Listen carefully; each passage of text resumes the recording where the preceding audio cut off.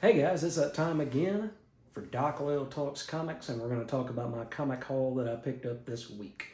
Hope you guys are doing great out there. I'm feeling better, not quite so stuffy as I have been before. So let's go ahead and dig into it, guys.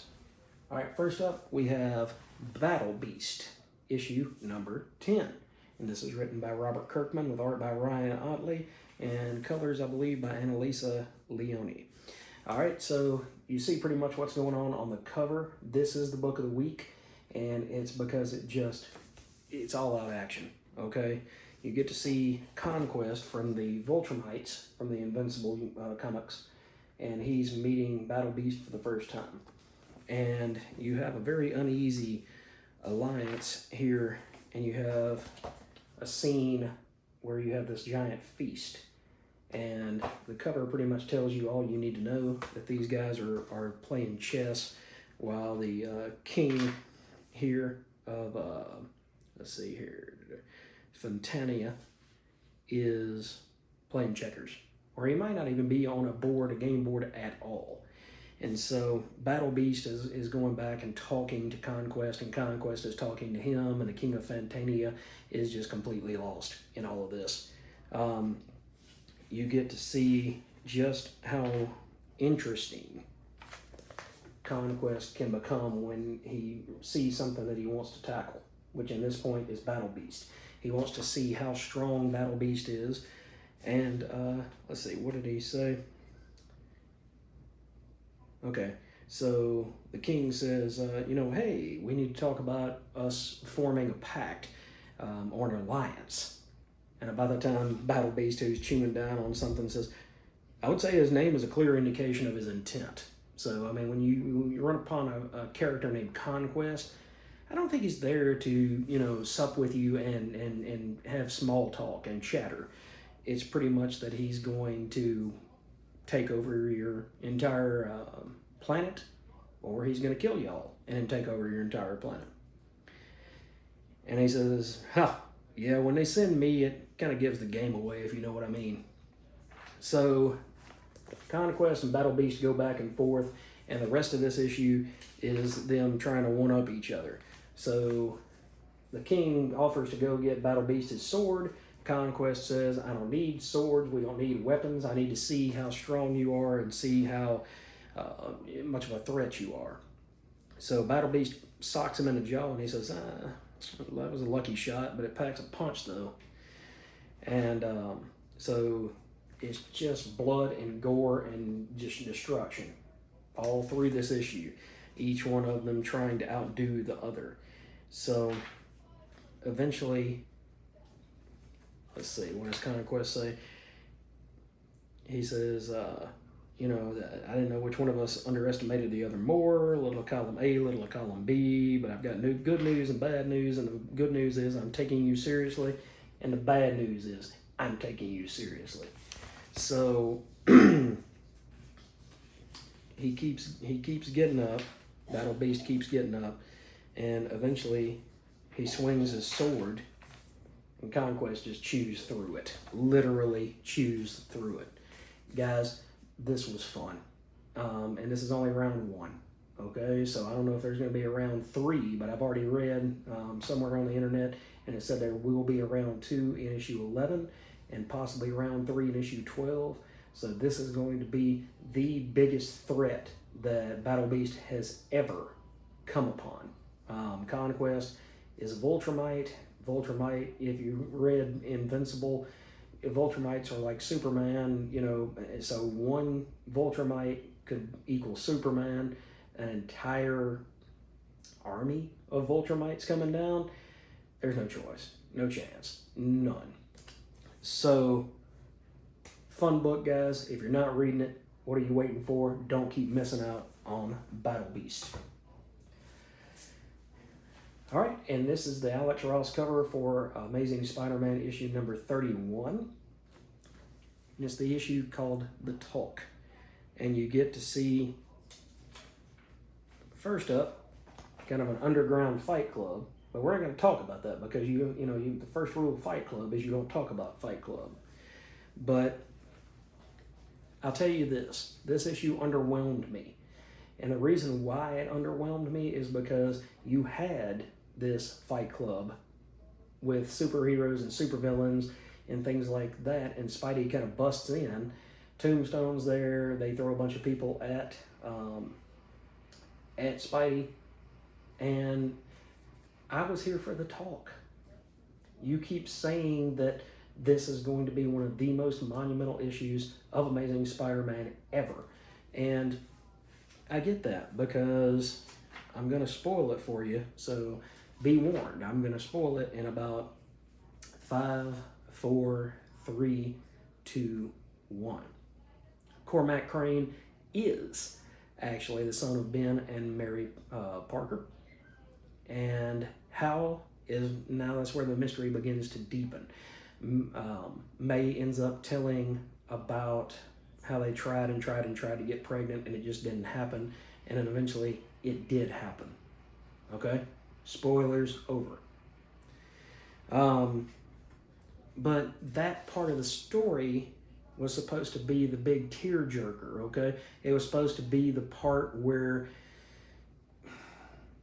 like in Amazing Spider-Man 400, it still gets me every time I read it. I've done a video on that before, and it's talking about how, May is dying, and Peter is sitting at her bedside, and he says, furthest to the right and straight on till morning. Just take that star and go. Hold on to it. And that story has got an emotional punch unlike anything that the modern books have ever really given me, except maybe the 9/11 issue. But here, even with the reveal of who this Cormac character is, then it just doesn't punch at the same level emotionally. Maybe if that had been the entire issue and we didn't have plot B kind of coming in with the Fight Club thing, maybe that would have been one of those issues that you go back and say, I haven't read this in 20 years, I'm going to go back and reread it. But to me, it just kind of missed the mark. It's a great issue. And it's Joe Kelly and Patrick Gleason came back for the pencils on this one. And inks as well, and Marcio Menez was the colorist. But I'm gonna give it a B-. Okay, it's not the worst thing I've ever read, but it didn't have that emotional punch that I was hoping for. I was gonna do a video on this individual book, and it didn't have what it needed to deserve that video. So, not trying to knock it down. But don't go into this thinking it's the greatest thing since sliced bread, because unfortunately it was not. All right, next up we've got The Walking Dead Deluxe, issue 139. Still written by Robert Kirkman, still penciled by Charlie Adlard, and inked by Stefano Gaudino. And I won't bore you with the entire story, but I will bore you with the colors that Dave McCaig did in this book. It is absolutely amazing what he has brought out in this world. You get to see these beautiful sunsets. You get to see all of these different, let's see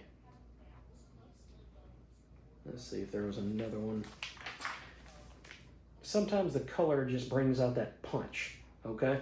That the black and white didn't originally have. And I didn't spoil anything for you, so even though that was the last page, I didn't spoil it.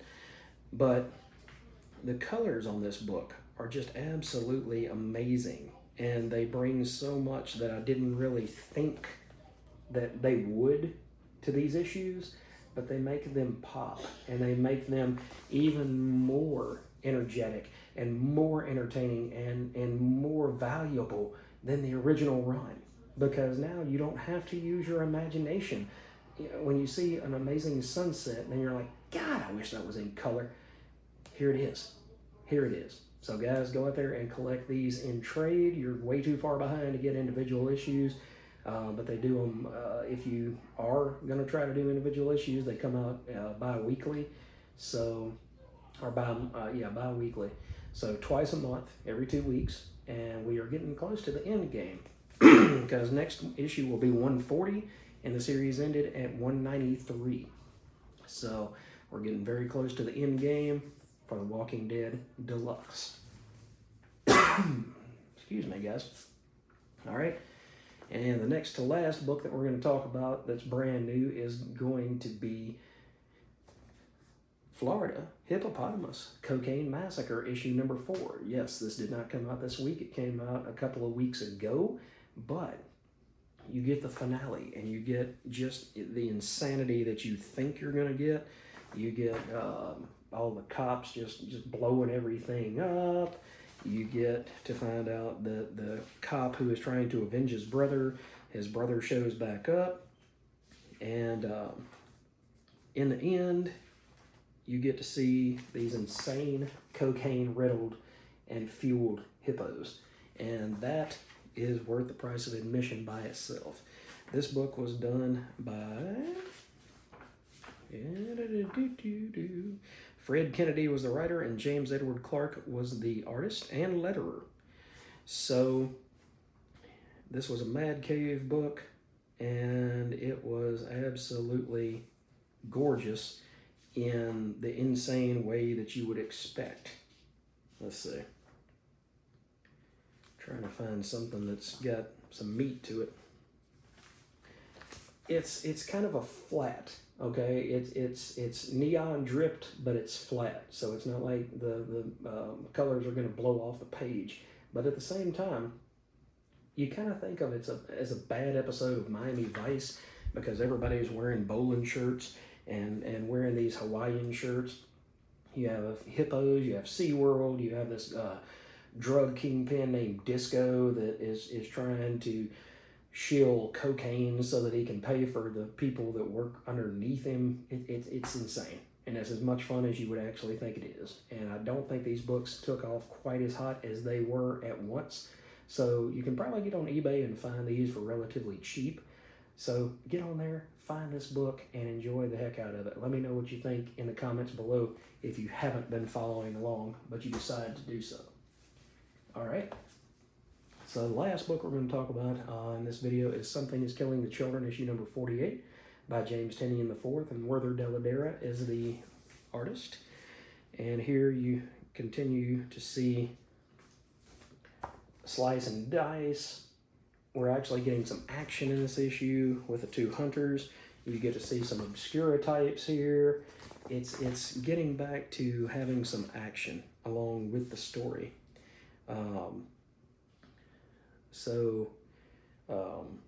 Some of the one of the Obscura types acts like it's going to attack these two hunters, and the young girl says, "Don't do that. Don't pretend everything's all right when it's not. Don't pretend that I shouldn't be afraid." She just doesn't want to be alone. She doesn't want to have to go out there and hunt by herself. And it looks like her friend is kind of on a suicide run. And let's see. So you have a bunch of girl talk, and you do get that, but it moves the story along. You get to see exactly how much fun going out here and hunting these monsters are, but at the same time, how damn scary it is. Okay, these things can kill you with just slash and you're done. And these are the people that are supposed to be out there and save and protect the rest of us. People that don't believe in monsters, don't believe in the boogeyman underneath your bed. These are the people that are supposed to go out there and say, hey, you did see what you saw, you did see what you thought you saw, but you can't talk about it. You got to keep it hush hush. So the zero sum of the game is they will kill the monsters for you, but then they might have to kill you or your brother or, your little kid sister or something like that in order to keep everything mum. Because you don't want to talk about all this stuff. Let's see, the world is so messed up and horrible, and it makes these kids afraid, and these fears come to life and start hunting everyone around them. And she's talking about in this particular area where they're hunting, sometimes there have been bad things happen before, okay? And it's kind of like opening a portal, opening a hellmouth, whatever you want to call it, to invite bad things to come again, okay? So if your next door neighbor was John Wayne Gacy, they might want to tear that house down after they catch Gacy and put him in prison. Because who wants to live in a house where multiple people have been murdered and there was evil, and it's just kind of an evil stench placed upon the whole place? So who wants that? Nobody that I can think of. So thank you, James. You finally cranked up the action. We're getting somewhere now, so I'm getting excited, like I said before, for issue 50 of Something is Killing the Children. Let's see where we go from here, guys. All right, and the last two books that I'm going to do separate videos on as we go along is The Greatest Hits, Silver Surfer, issue number 4. Like I said, this is the final facsimile of that run that I'm going to be collecting, but you get this amazing John Buscema artwork with Sal, his brother, inking it. You get these colors that just pop like none other. You get all of the original ads. It's an amazing book, guys. I really look forward to thumbing through this and going back over it with you as a greatest hits video. So keep your eyes open for this one. That is an absolute beauty of a book. All right, and last but not least is Concrete, Sand Over Stars, issue number 1, The Return of Concrete by Paul Chadwick. We get to see, it's part 1 of 5, and Maureen and Larry are driving around in the desert with Concrete like they normally do, and in the end, Concrete goes outside in a lightning storm and gets struck by lightning and kind of forgets where he's at. So that's all we're going to talk about right now, but look at this cover, man. This wraparound cover by Paul Chadwick is absolutely gorgeous and amazing.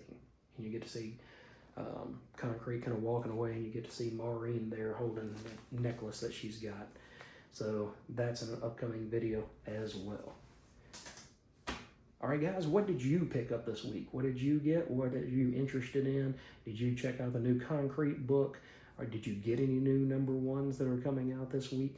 Let me know in the comments down below, and we will talk more about these beautiful comics that we all know and love, and we'll keep this hobby growing and this channel growing. Guys, we're up to 293 subscribers. I don't know who's out there joining in, but thank you so kindly. So if you like these videos, if you like me going over the new books that come out each week, going over the Mark Bagley retrospective, talking about all of these different pieces of the puzzle that we love as comics, then go ahead and hit that like, hit that subscribe, join the channel, join the fun, and let's just keep growing this channel so that we can get to 500 subs, guys. I am so excited to get there. Let's keep going after 500, go to 1,000. If you like this channel, tell all your friends that love comics.